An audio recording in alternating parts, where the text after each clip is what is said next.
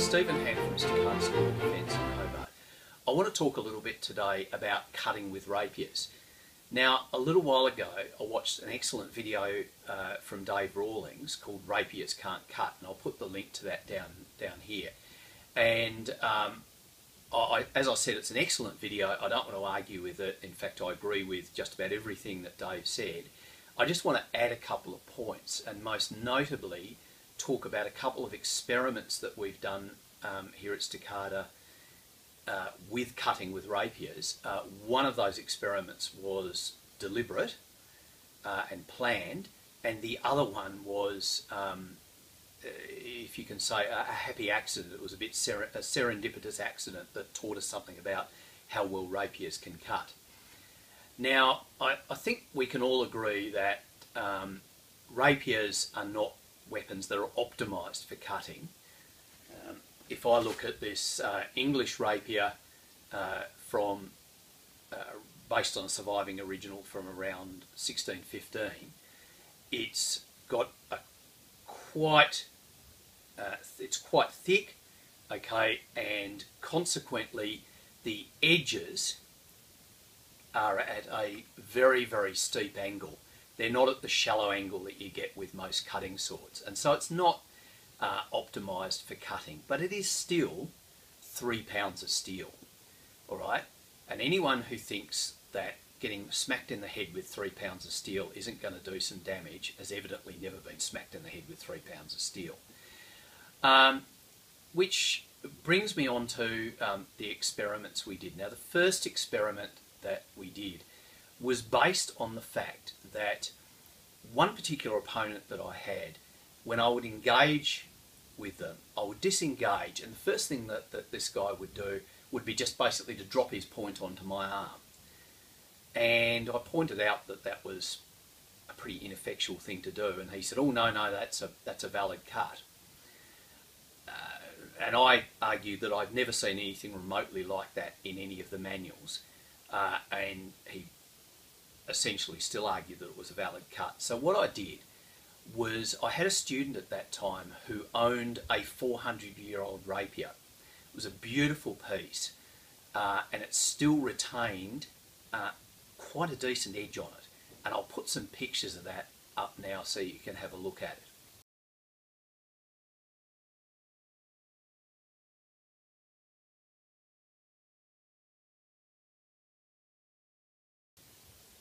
Okay, so hopefully you agree with me that this is a really nice piece, and very luckily for us, he had a fairly robust attitude to his weapons and allowed his rapier to be used in an experiment.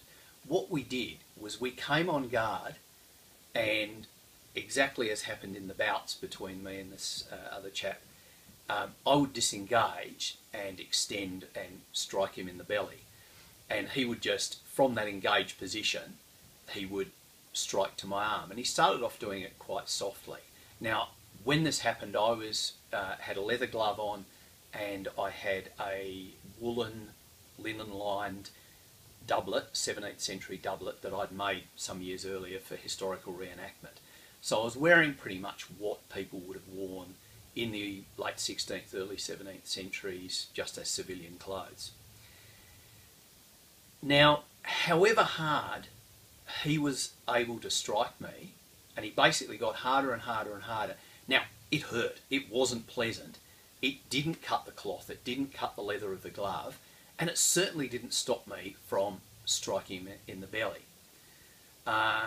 So what we concluded from that is that unless there's some sort of moulinet, you can't just basically drop a rapier from an engaged position and damage somebody. A rapier can cut, but it isn't, excuse me, it is not a lightsaber. Now, unfortunately, we don't have any footage of that experiment. It was well before the advent of camera phones. So what we've done is we've recreated that experiment, and we're going to show you a little bit of footage of that now. So.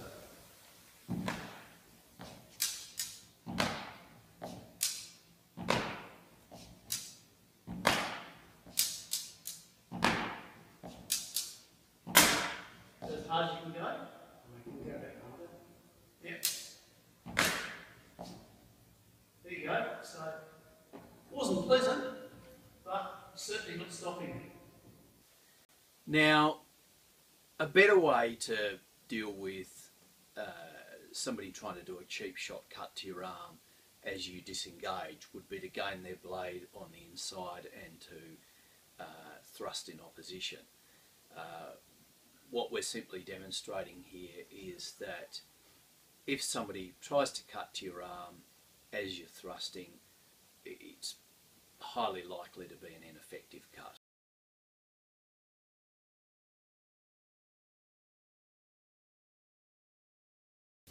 Now, the other experiment that we did, and this was quite by accident, one happened about 20 years ago.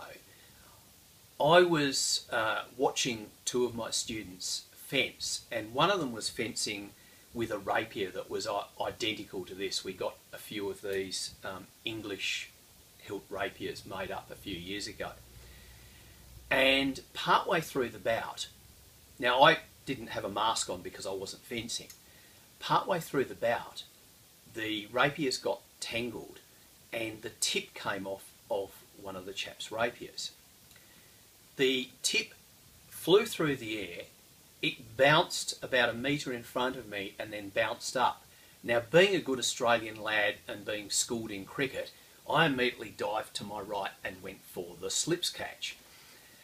And of course, the guy whose tip had come off, he saw the tip disappearing and he spun around, and before we knew it, we had a Three Stooges-like accident where he cracked me across the forehead with his rapier.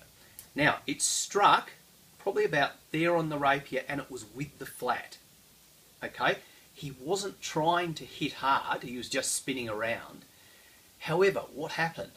The first thing that happened was I lost vision for 4 seconds. I remember this quite distinctly.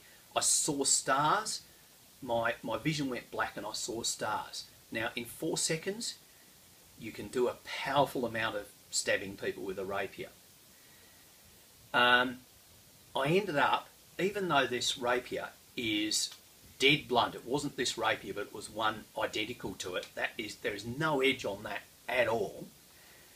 Even though this is a dead blunt rapier, I had a cut above and below, and it looked like they were cut with a razor blade. They were really, really sharp cuts. And being the head and the head having a large blood supply, it was almost like there was a sheet of blood just came down in front of my eyes. It bled profusely, very, very rapidly, and blood came down into my eyes. And we took a couple of photos of it, and which I'll show you now.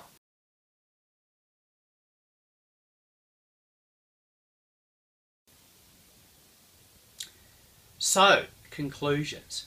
Rapiers certainly can cut.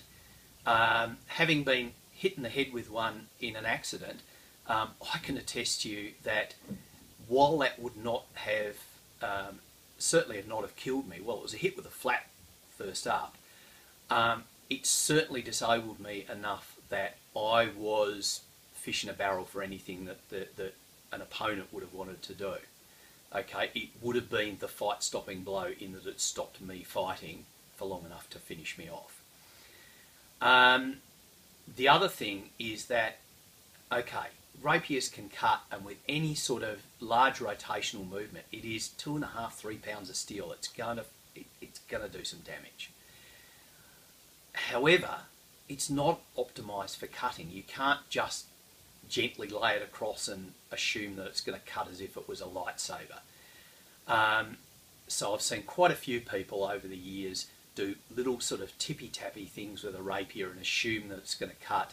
And even if that would be the case with an arming sword or a broadsword, it's certainly not the case with a rapier. Okay, so the conclusion, rapiers can most definitely cut, all right?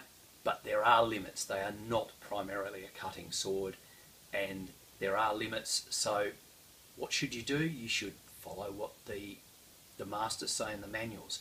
Whichever system you're looking at, look at what cuts the masters recommend and do those, because they wouldn't have recommended that you do stuff that wasn't martially effective. Thanks for watching.